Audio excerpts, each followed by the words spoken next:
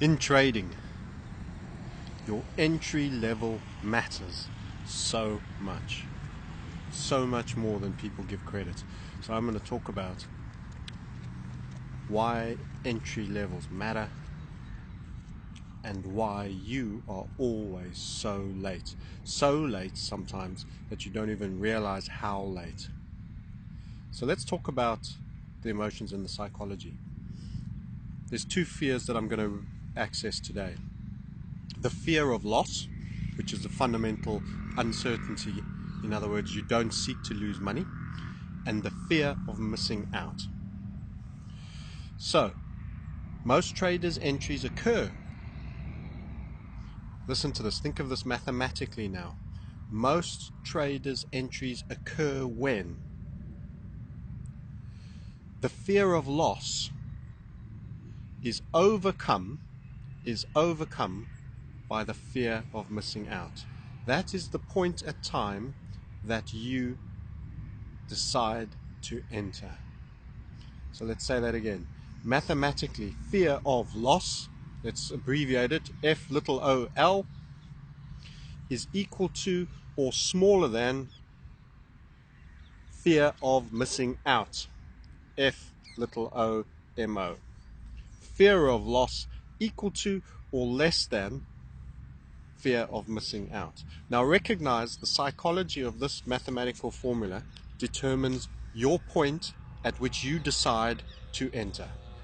And it will vary for different people, depending on your degree of fear of loss, how conservative and anxious a personality you might be, versus how cavalier and buccaneering a past personality might be. But generally, you'll have a normal distribution, and there will be a bulge where the bulk of the people are reaching that point where they've either equaled or surpassed their fear of loss by their fear of missing out. FOL is equal to or less than FOMO. And why does this happen? Psychologically, this happens because we are waiting for something to prove to us that it's going to do what we suspect it's going to do. So if we're looking at a market that's going to break out, we don't want to get in at a point of uncertainty. We are trying to create certainty in a game of uncertainty. So we are awaiting the beginning of a move to suddenly chase and participate in that move. So by being late and by waiting for your fear of missing out to overcome your fear of loss, you then only begin the process of placing your order. So you have a further frictional loss of time and often movement in the market while you place order entry. You rush the order entry, often not placing the stops and targets in, because you do not want that frictional time to adversely affect your entry as you're awaiting an impulsive move that could be moving quickly. So you rush your entry, you underplay your financial mathematics of sizing. You say, I'll come back and put the stop in later. Let me just secure that I'm in the game. The quickest and fastest way I can execute to be in the game. Because now your bigger fear is the fear of missing out. It has overcome and surpassed. And the more it moves, the more that fear grows. So there's a tipping point where the fear of loss suddenly is being diminished, and every degree it gets diminished, the further your fear of missing out is being added to. It's like a seesaw. You don't just meet equally in the point. That one little tick down automatically pushes the other a tick up. So you go straight to 2 ticks apart, because one down for the one is one up for the other. So that it's kind of like a swing. There is a very, very high point of swing. So you're late. You're already late, and by definition, you are a momentum chaser. You are a momentum chaser because you are trying to template an environment of certainty for an event in an uncertain game, which is probability. And what often happens is you enter at a rushed level, you hurry with your entry, and thereafter immediately that short time frame that you drop to and that little bit of impulsiveness on a 1 minute, 5 minute, 10 minute, 15-minute candle that you thought had gone, suddenly stops and starts pulling back. You actually had way more time than you thought. You've got a bad entry at the top of that candle and it pulls back, and you already now have to start thinking about stop loss. But now you realize, because you were chasing and had a fear of missing out and your greed reflex was coming in, you thought, what the hell, I'll go £10 a point instead of your usual 4 or 5, and that small amount that it's pulled back is already now material to your P&L account. What then happens is your fear of missing out starts dropping, and the fear of loss returns with a vengeance in the swing. And this is the seesaw that you sit getting whiplashed on. Do you get that?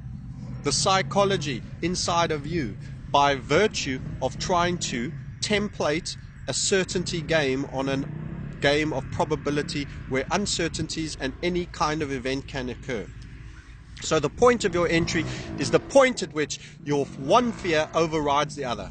In other essence, it's entirely a game of fear. Fear of missing out now overwhelms fear of loss, and therefore you chase and you rush your order entry, you don't do your sizing, and you botch it. And you repeat this ad infinitum because the excitement and the urge within you. What you have to recognize is that is not you. It is templates, perceptual maps that I've already referred to, that everybody ends up doing and is not unique like you are as an individual. And it's time you implement your brain and to capture that and do your order entry always correctly, never mind what the market's doing. And rarely is now the moment. So with all of that, we've established that there's a mathematical formula for when you will enter. I've already given it to you. As it's equal to, that is the point, and by the time you realize it, it's already equal to or greater than your fear of missing out is now equal to or greater than your fear of loss. And what are we trying to do? We're trying to secure certainty in an uncertain game, and you can forget that. There is no certainty. In fact, what you need to be is early, not late. That means there's going to be a bunch more certainty. And this is where the greatness of the HVF method comes in. We determine in advance the level at which the market has indicated that it is past a point of no return, but it is the earliest, soonest point that you could assume that. And we have what's called the just-in-time entry. The just-in-time entry. In other words, the expansion point in the volatility, because we are trading a volatility pinch, the expansion point in that volatility has now reached a clear level where it is done just enough to show us that it is now going back into an expansive environment after its extreme low volatility.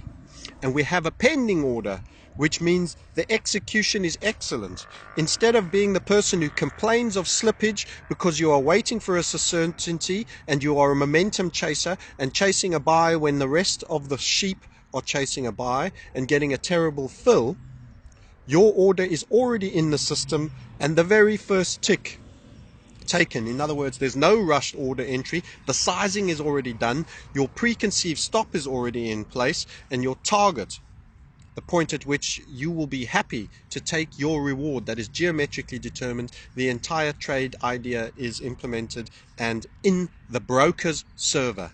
Which trades get executed first? The guy who's just chipped through his fear of missing out being greater than his fear of loss, having to rush an entry in, or the order already on the broker's server, which requires no internet access, no message to be sent down, and is triggered immediately the one tick crosses the other?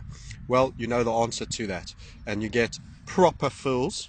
You never have a problem with slippage.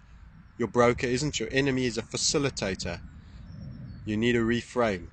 You are your own enemy, and you are putting yourself on the side of the 91% of the charging herd, and that's why you're getting picked off. So that, in essence, is the psychology that goes on. In the absence of process, you default to these emotional responses. In other words, there is not a void, and your primary wiring will stand as backup in the absence of a process that you have properly 100% committed into.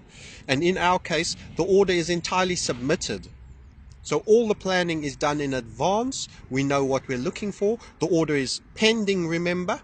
As I told you, stop entering at market. You are momentum chasing. You are default emotional responding. Go see that YouTube clip again. You are automatically triggered and your stop is immediately live. The check is written. You know the size of the check should you be stopped out. It is a short distance. The market is required to continue its direction in a breakout move towards your target. Otherwise, your loss is quickly taken, and you do not have a portfolio of bleeding trades that you have to look in, day out, that are continually eating away equity. In other words, generally, if you look at our portfolio, there are largely only winners in the portfolio, unless there's a trade that has literally just been triggered. So that is it. Understand that about order entry. Entries matter. Your financial mathematics, which is your reward to that which you are risking. Your financial mathematics make it imperative that your entry is as early as possible, but not before a critical moment has occurred. And this is the magic of the HVF method. We determine a point at which a critical moment has occurred, and we define it by a price level, not a trend line, not an angled line, a price level that proves to us there's expansiveness. Once that has been triggered, all the other orders become live. You could be asleep, in bed, playing cricket, golf, who knows what. It occurs for you. The work is done before, and we are on time. Just in time. Everything else you do, you are late. Take it from me, you are late and you don't even realize it. I'm Francis. I'm the founder and originator of the HVF method. This is psychological. This is order entry. And this is the highlights and features of the HVF method. I hope that you find this valuable.